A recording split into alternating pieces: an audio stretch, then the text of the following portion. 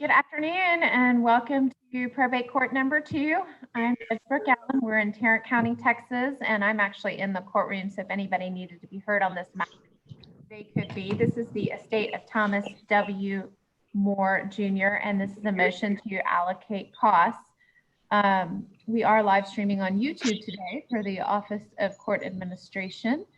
And I believe, Ms. Hampton, you filed this motion, so you may begin.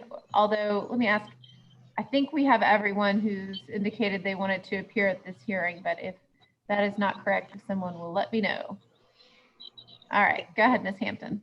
Thank you, Judge Allen. And this is actually a joint motion with, I represent Ms. Judson, who is the currently serving dependent administrator of the estate, and Michelle Jones represents some of the other we'll call them potential likely heirs of the estate. So we actually filed this motion together, but I'm happy to jump in if you're ready, Your Honor.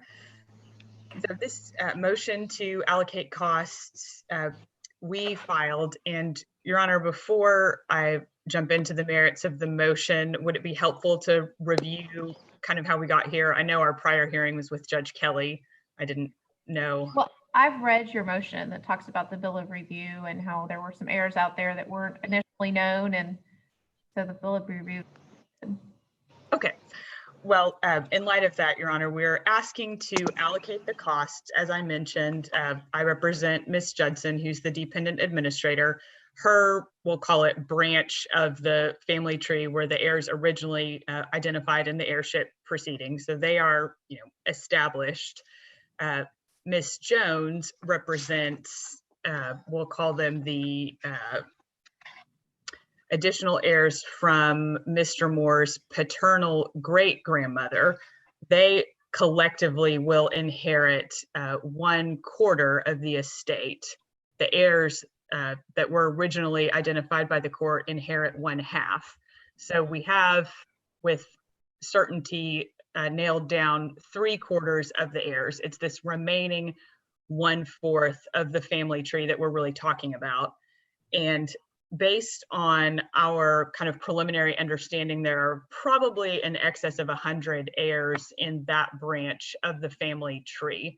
So it's likely going to take quite a bit of investigating to nail down who they are, to find them. And of course, if there have been any people that have passed away in this process as well.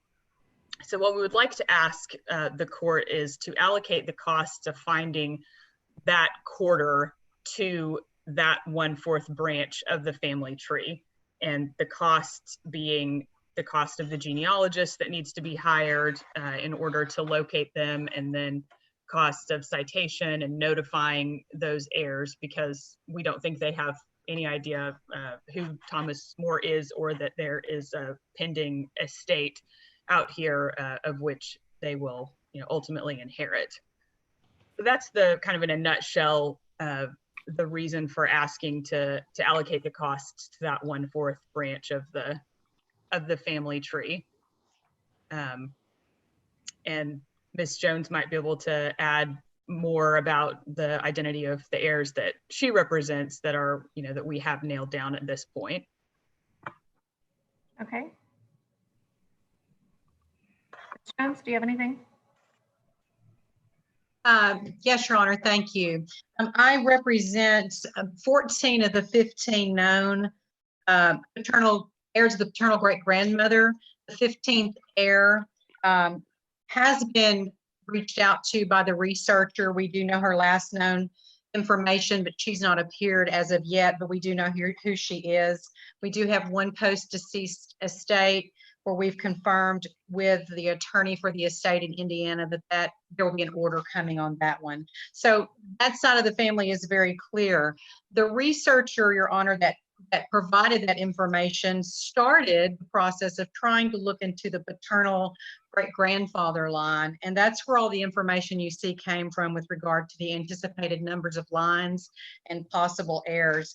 They sent me a family chart that's about 22 pages long, kind of one of those spread out charts, and they've just identified really what's reported in the bill of review, and again in the joint motion to allocate, their anticipation that it's going to be not only a lot of heirs, probably 120 plus, but it's going to be quite a process to try and nail all that down. So they kind of started holding when they figured out really what they were stepping into on that.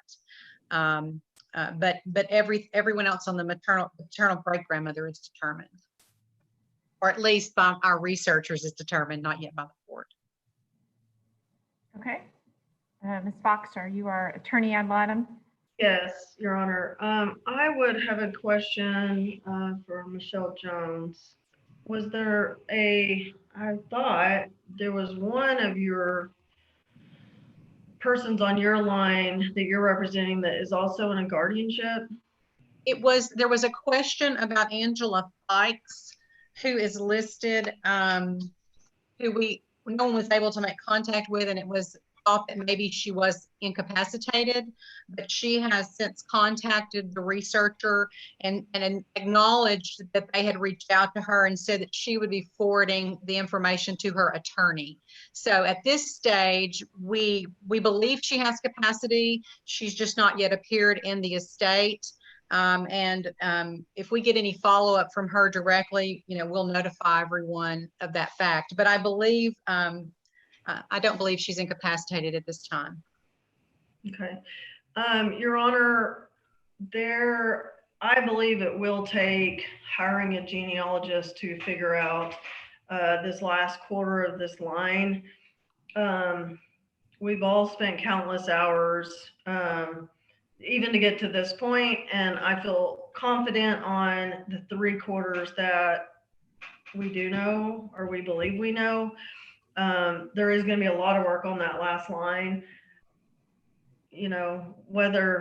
Obviously it's in my client's best interest that they not bear the whole cost, but I see where that makes sense because it is going to be costly. Well, I kind of feel like we're adjudicating costs against people that haven't had a chance to appear and have their voice heard. Now, I realize Ms. Fox technically represents unknown heirs, but here there could be a conflict because she used to represent Ms. Jones' clients as well. And now they're known. So do y'all have any response as to making an adjudication of charging costs against these unknown people before they've even been served and had a chance to respond?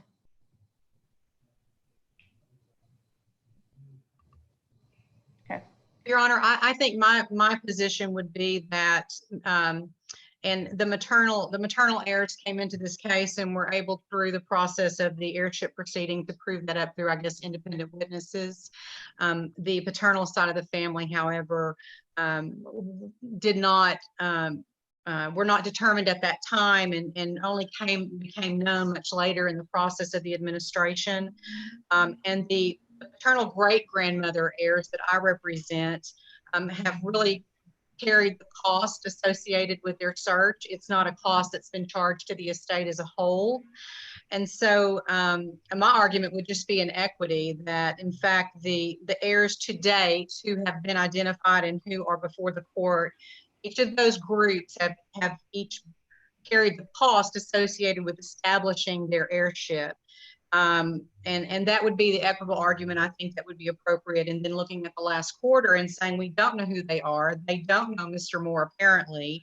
And while we would like to find them and have them brought into this estate, the lion's share of expense and genealogy work could be totally tied to that 1 quarter. It's going to be a significant process, but certainly that's within the court's discretion. And I just thought that it would be an equitable division of cost and time in this case. Okay. I'm going to take it under advisement. I think it needs to be brought back once we have at least some of those people. As you mentioned, Ms. Jones, your clients, they chose to pay for some of those costs. Of course, they chose to pay for some of those costs because they stand to inherit.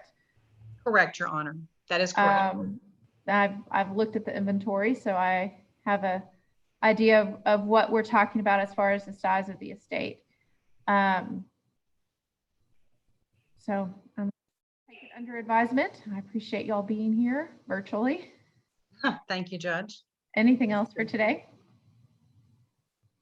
Nothing, That's all I have. No, nothing from me, Your Honor. Thank you for making this available virtually for us. We appreciate it.